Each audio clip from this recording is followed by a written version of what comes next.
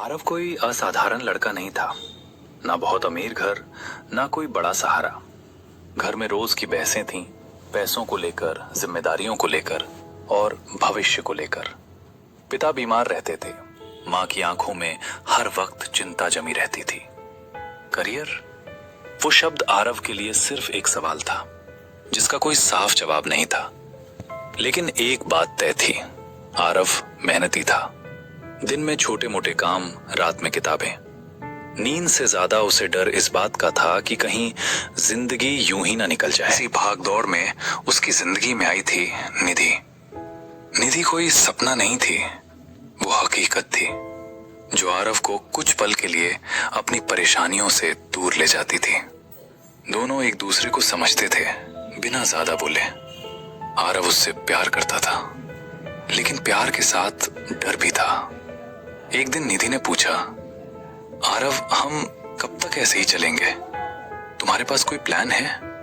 आरव चुप रहा, क्योंकि उस वक्त उसके पास मेहनत थी, इरादे थे, लेकिन समय और स्थिरता नहीं थी। धीरे धीरे हालात भारी होते गए। घर की जिम्मेदारियां बढ़ी, करियर और उलझ गया।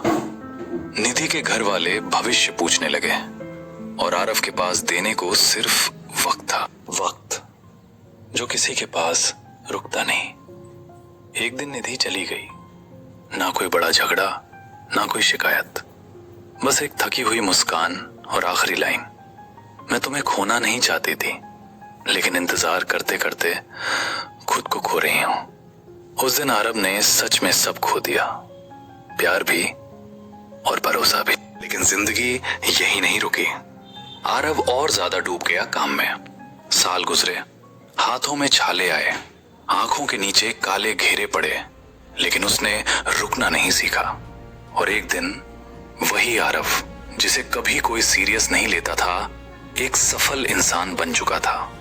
पैसा था, नाम था, सम्मान था, लेकिन जब उसने पीछे मुड़कर देखा तो जिनके लिए वो सब कर रहा था, वो सफर में साथ नहीं थे।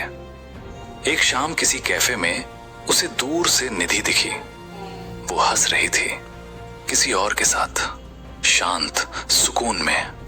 आरव मुस्कुराया, कड़वी नहीं बल्कि समझदार मुस्कान, क्योंकि उस दिन उसे एहसास हुआ, जिंदगी सब कुछ देती है, लेकिन एक साथ नहीं।